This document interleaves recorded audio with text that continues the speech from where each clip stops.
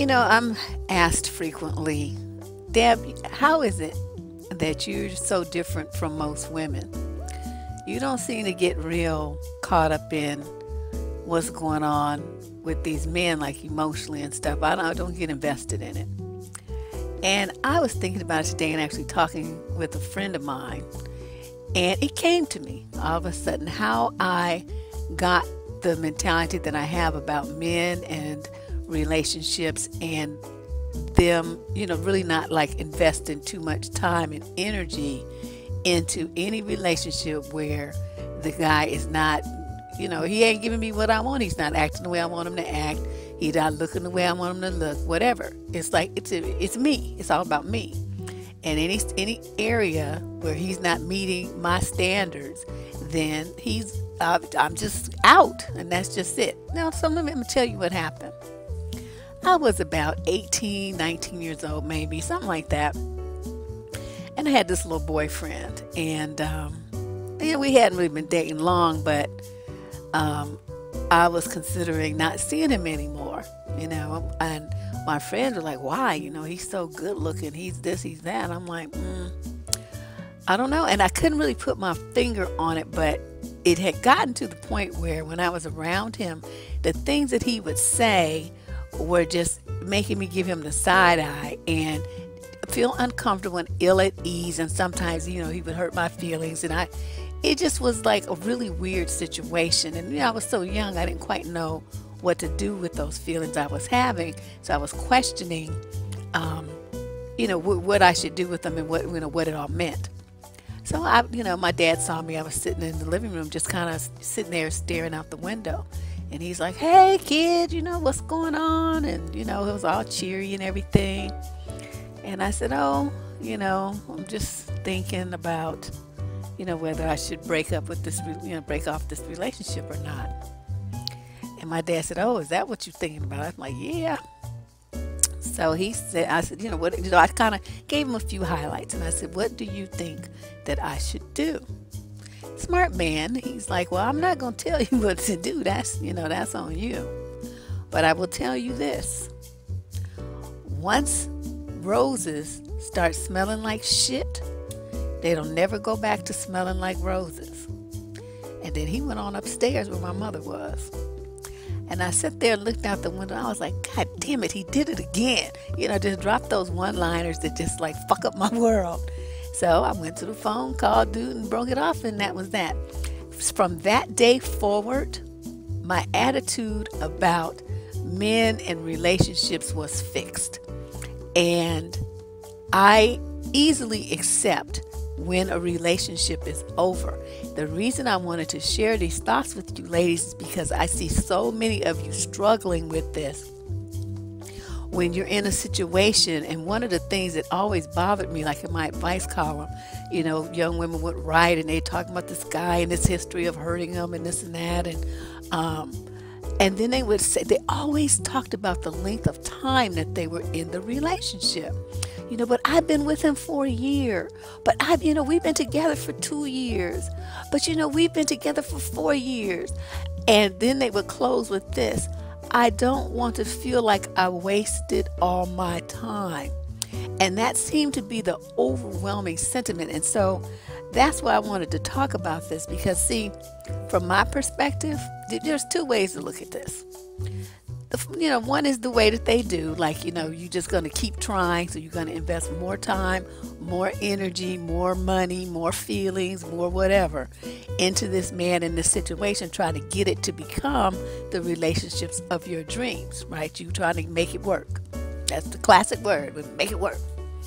Okay, then there's the other side where you say, okay, this person has shown me who and what they are. I know that who and what they are is not really what's, that ain't working for me. So let me accept that and cut them off now, so that 4 years doesn't turn into 4 years in a day.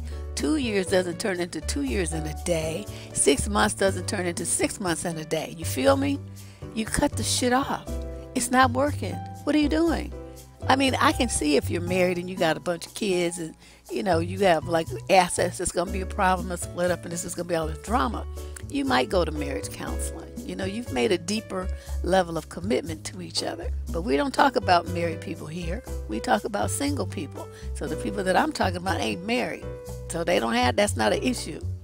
So, you know, I really wonder why so many women feel that they have to keep giving and keep involving themselves and keep, you know, working so hard to keep a relationship and a man around that's not fulfilling them, that's not rewarding, he's not loving them right, he makes them cry, he hurts their feelings every time they turn around. Why do you guys do that to yourselves just to say that you have a relationship, to maintain this tie to a man that will give you, you know, keep you away from being labeled single? Don't you understand that it is better to be single and happy than to be, quote, in a relationship and miserable? But yet it seems so many women would prefer that because they just have this dreadful fear of being single, and they think if they just do the, you know, that the reward for all this hard work that they put in is just out of reach. If they only give it one more try, one more day, bake one more cake, have one more baby, whatever it is you all try to use as leverage to create the relationship that you fantasize that you could have with this man, you have to at some point realize that the roses are rotten and they never, ever, ever, ever gonna turn back fresh again. You ladies waste so much time. Oh my God. And that is time you can never get back. You know, the clock is on our lives, it stays ticking. Even when you're asleep, the clock is still ticking.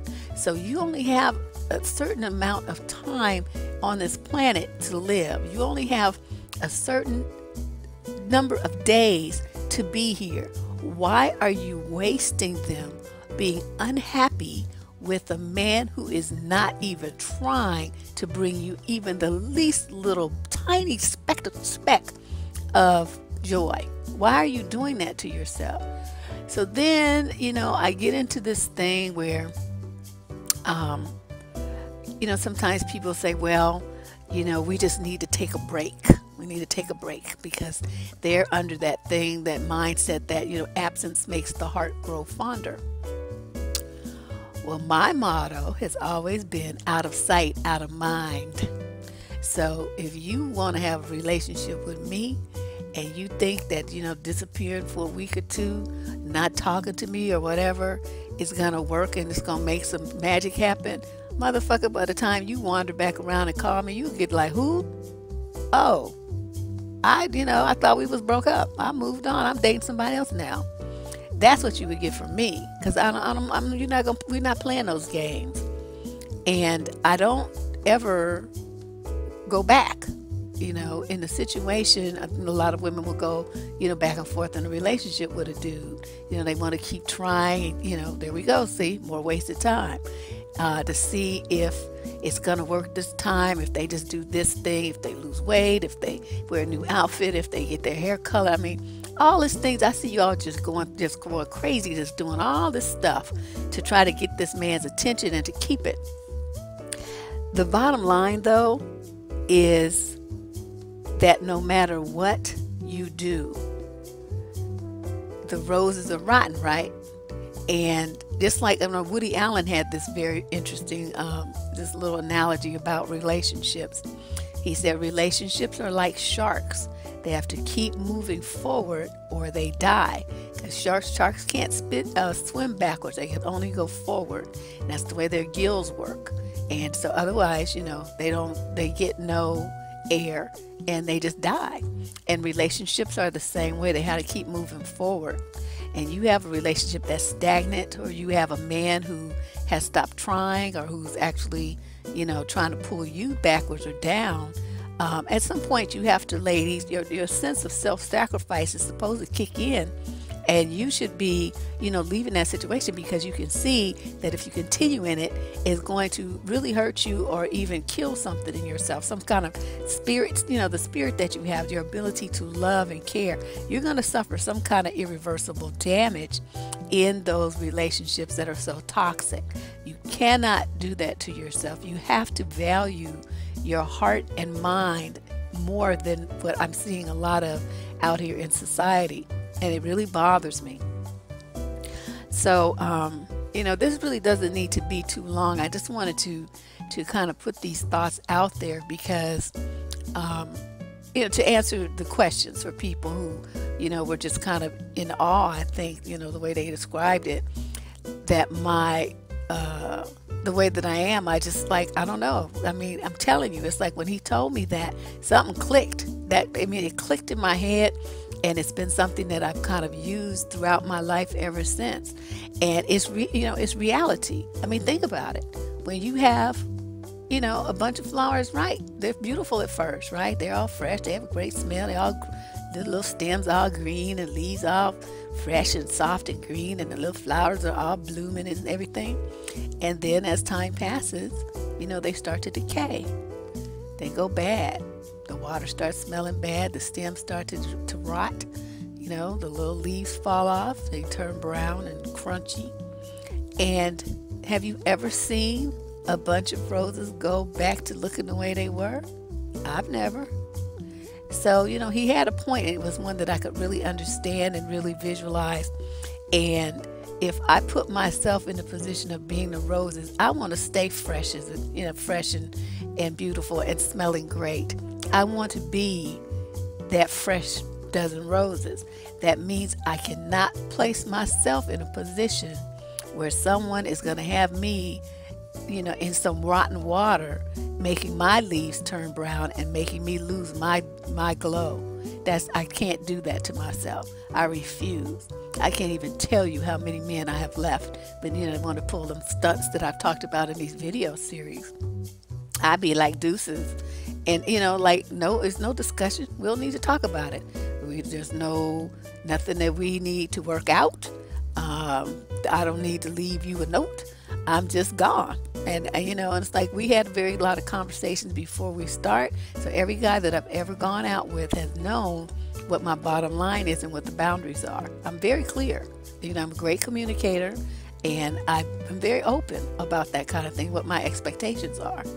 If for any reason, someone who initially says that they could meet those expectations and were willing to changes his mind, then there's nothing really to talk about. I mean, I guess you could tell me you changed your mind, but your behavior will tell me. That's all I need to know. And I accept what I see. What you say might be, up for discussion because, people can be ambiguous. But if your actions speak louder than words, and I take what I see, I accept that it's over, and that you're not going to be what I thought it was going to be or wanted it to be or whatever, would have liked it to be. And then I move on. And I know it's not easy, ladies. I understand that you don't fall out of love just like a light switch. I know that. I get that. I understand that. But at some point, you have to turn off your mind and heart and turn the lights off. The spotlight that you have shining on him, you got to turn that off and shine it on yourself, because you're the star of your show. You will always be, from the day you were born to the day you die. You are the only one on your stage. Now, who you look out at the audience or look at off stage or whatever, those faces are going to change. But the person that's on the stage in that one act play of your life is you. And you need to make sure that you had a starring role and you never give it up to anybody. All right. My name is Deborrah Cooper. SurvivingDating.com is the website. You can check me out there. Check out my books available for purchase on Amazon.com. And I will talk to you guys very soon. Bye-bye.